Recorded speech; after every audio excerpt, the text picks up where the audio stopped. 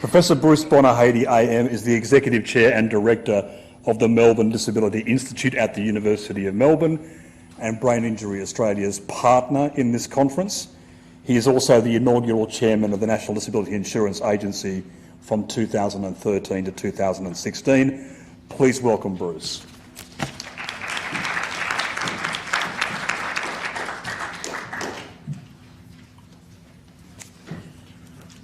Nick, thank you very much for that introduction. I would like to begin by acknowledging the traditional owners of the land on which we are meeting and to pay my respects to their elders past, present and emerging.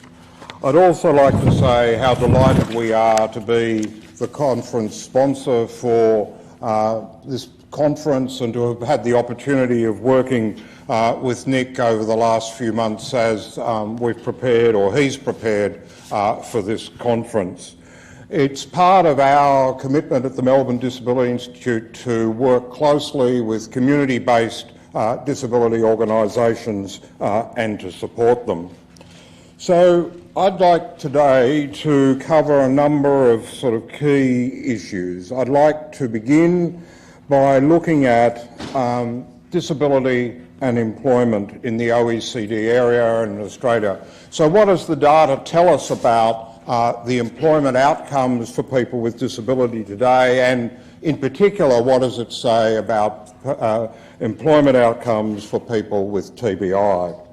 I'd then like to turn to the Melbourne Disability Institute and our role, and then describe some of the work that we've been doing on acquired brain injury and on employment of people with disability.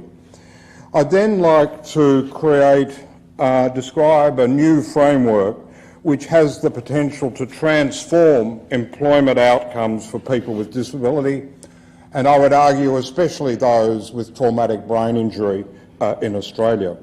And the basis of that new framework is the new Nofault insurance framework that we now have operating across Australia in each of the states, and of course with the NDIS. A new national disability data asset that brings disability data together with other really important data on employment, social security, tax and so forth. And then the third element that I believe we would need to transform the outcomes of employment for people with disability and for TBI is a new commitment to collaboration, evidence, comparative research and best practice. And if we put all of that together, I think we can truly build an evidence for transformation that truly changes the outcome for people with traumatic brain injury in terms of their employment. In many ways, I think some of my comments in this session will echo some of the comments from John Corrigan in the first session, where he talked about the essential importance of data and of evidence. So let's just start with the data and where we are today. In fact, what I'm going to do is to go back to an OECD report in 2010, which provided, in my view, the most comprehensive picture of employment outcomes for people with disability across the OECD area. And for those of you who were involved in the campaign for the NDIS, you may recall that there were two key statistics that we quoted. The first was that at that time, in 2010, Australia ranked in the bottom one-third of OECD countries in terms of employment outcomes for people with disability, and that we ranked last in the OECD area in terms of the proportion of people with disability living at or below the poverty line. As you'll recall, this was a time when Australia was at the height of the resources boom, a time of unparalleled wealth in Australia, and here we were figuring last in terms of the proportion of people with disability living at or below the poverty line. And of course, that poor outcome in terms of people with disability living at or below the poverty line was in large part driven by the fact that they were having and continue to have such poor employment outcomes. But in addition to those raw statistics, that OECD report makes a number of key observations which are very relevant to this presentation today. The first is that working age disability policy is one of the biggest social and labour market challenges for policymakers right around the world. This is not just an Australian issue or a US issue or a UK issue or a European issue. It's an issue in every country. And what we need is a rigorous evaluation of programs, especially in terms of their employment and rehabilitation outcomes, and what are the policy components that contribute to that. And that globally, there is a great opportunity to learn from each other. And you'll hear as I talk a little bit about what we're doing at the Melbourne Disability Institute. We're looking to form some really strong international partnerships. One of the great risks is that at the moment we run a real danger that the employment programs that we think are innovative have in fact been tried somewhere else before, and that we therefore should be trying to learn from them. Turning to some more recent data, and I'm sorry this slide has just been amended sort of slightly, it's just come up slightly incorrectly. When you look at the outcomes in the latest survey from the Australian Institute of Health and Welfare in terms of people with disability in Australia, and look particularly at their employment outcomes, and you compare those employment outcomes with people without disability, which is what is shown in the first column, in the second column, you find that 53% of people with working age who have a disability are in the labour force. This compares with 83% of people without disability in the workforce, a full 30 percentage points lower. The employment rate for people with disability is 31 percentage points lower. The unemployment rate is twice as high. Unemployed for at least a year, twice as high. And then when you look at the split in employment between those who are employed on a full-time basis versus those that are employed on a part-time basis, a much higher proportion of those who are employed amongst people with disability, there's a much higher proportion of people with disability employed on a part-time basis compared with those without disability. And the unemployment rate is 1.4% times higher. Turning to the latest data from the NDIA, which has looked at employment outcomes across NDIS participants, we find that 52% of people with multiple sclerosis have jobs, reflecting the fact that this is a condition that onsets late in life, and many of them have had jobs. The group that does best are people with sensory impairments, and the people who do worst in terms of employment are those with intellectual disability or acquired brain injury. So these are the results for those aged 15 to 24. Only 15% of those people have jobs. And when you look at the older cohort of those 25 years and over, we find that 13% of that group, 13% of those with ABI are in jobs at the present time. So increasing employment for people with disability is a major challenge, and it's an even greater challenge to increase the employment of those with TBI. So let me just now turn to what we're trying to do at the Melbourne Disability Institute. Our vision is to transform the social and economic well-being of people with disability. We're set up as an interdisciplinary research institute, so we're gathering together all the researchers across the university and working with them to try and improve the lives of people with disability. So we're getting the economists to work with the lawyers, to work with some of the epidemiologists and so forth. And in addition to building partnerships across the university, we're also building partnerships with important external stakeholders. One of those stakeholders is the Transport Accident Commission, but there are other very important stakeholders. Our goals are to ensure equal opportunity and equity for people with disability. And clearly employment is an important part of that. To build inclusive communities, to improve the health and well-being of people with disabilities, and again employment is a key component of that. To ensure that the new marketplace that's emerging as a result of the NDIS works properly and gives access to all people with disabilities to the services they need, and then to improve policy and practice. Underpinning those goals are three important elements. One is a real commitment to gathering data and linking data to ensure that there is a strong evidence base for the work that we do.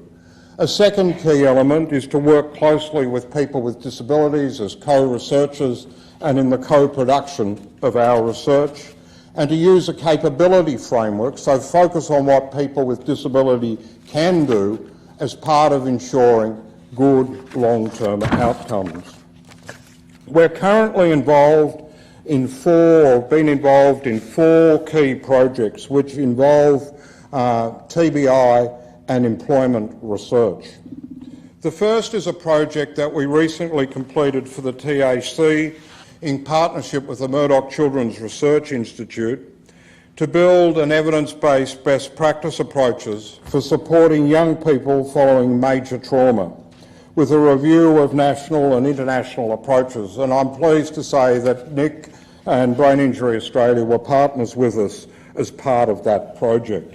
What we found was, as you would expect, that the severity of injury obviously had a major impact on long-term outcomes, as did whether the people with TBI were living with pain and fatigue. And so there was a strong element of strong focus on the quality and success of rehabilitation. But what we also found from the literature was that education has a huge impact on long-term outcomes. And so for students who stay longer at school and who achieve higher educational attainment, they have much better long-term outcomes. Other factors like driving a car or the ability to drive a car were also very, very important in terms of long-term outcomes, as was the influence of family. Obviously, in traumatic brain injury, and particularly in car accidents affecting young people with disability, there are often other family members involved in that accident, others who may have been injured, others who may have been killed, and those who may have been driving the car or in other ways involved in the accident. And so you get very complex family patterns after those sorts of injuries. One of the things that surprised us was we could not find anywhere in the literature accident insurers who were collecting information on those family dynamics and what had happened to the family and how well functioning they were afterwards. One of the young people with brain injury who was a co-researcher on that program talked about how important family had been to her and her recovery, and indeed beyond that, how important the community in which they lived had been. They lived in a rural town, and that community, that town really gathered around them. And so what we found in all of this was that there are very important social determinants of good long-term outcomes. I'm sure that doesn't come as a surprise to you, but it is just really important that we collect data and an evidence around those social determinants, and how those other service systems like education interface in order to ensure that we develop best practice. The second project that we're involved with is a review of inclusive employment policies and practices around Australia, with a focus on the policies of state governments and also the Commonwealth Government and the NDIA. The couple of key things that have emerged from that, one is that The Victorian government now has a new target for employment of people with disability. They're aiming for 12% of the Victorian public service. So this is a first in Australia and the highest target set by any level of government in Australia for employment of people with disability at any time. The Commonwealth also has a new target of 8%. And given that employment levels across the public service today are about 3%, there is an enormous challenge there, but also an enormous range of new opportunities potentially for people with disability to get jobs. Amongst the practices that have emerged as the most interesting is really a focus on customised employment, on scaffolding people with disabilities into jobs and using a capabilities approach which really builds on their strength. At NDIA, one of the things that we do is we seed particular projects. So where researchers across the university have a particularly good idea that we think will impact positively on people with disability, we provide them with seed funding in the hope that that will then lead to future funding from either the National Health and Medical Research Council or the Australian Research Council. So one of the projects that we're funding is looking at to clarify factors to target in undertaking a modular psychological interventions for poorly recovering individuals with mild TBI. It's expected that, that all people with mild TBI should recover, but in fact about 20% of them don't. They end up with poor employment outcomes and poor quality of life. What we also know is that psychological interventions can be very important, but we know very little about which psychological interventions are best and when they can occur, when they should occur. And the researcher who's leading that project, Dr. Jacqueline Anderson, is focused very much on optimising those psychological interventions. We also have an emerging number of international collaborations, one of which is with the Cornell University, which is particularly has an Institute of Labour Studies there, which is particularly interested in improving employment outcomes for people with disability.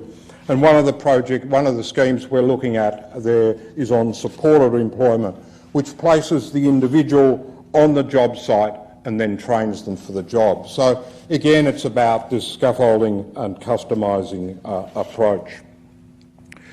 But when we look at these projects that we're involved in, when we look at the literature review, the thing that really strikes us is that there is an insufficiently strong evidence base and to scale to tackle what is a worldwide problem. So I'd now like to talk to what I think is a new comparative advantage that Australia now has. It's built first of all around the new Nofault insurance schemes that we now have for all motor vehicle accidents in Australia. As some of you would know, before the introduction of the NDIS, we only had Nofault insurance schemes in New South Wales, in Victoria and in Tasmania. The other schemes were fault-based, and what that meant was that anyone who was injured as a result of an accident had to prove fault. And then, if they were successful in proving fault, they would then get a compensation payout. So the insurer the focus of the insurers was on making sure that those who were eligible for receiving an insurance payment received it. But now that we have no-fault schemes for future care, so when I talk about future care, there are actually three heads of damages under tort law. One is for the cost of future care as a result of an injury. The second is for loss of income, and the third is for pain and suffering. But the biggest component of that financially is the cost of future care. It's the cost of supporting that person who's been injured throughout their lifetime. And what we know is that those costs are strongly negatively correlated with employment and return to work.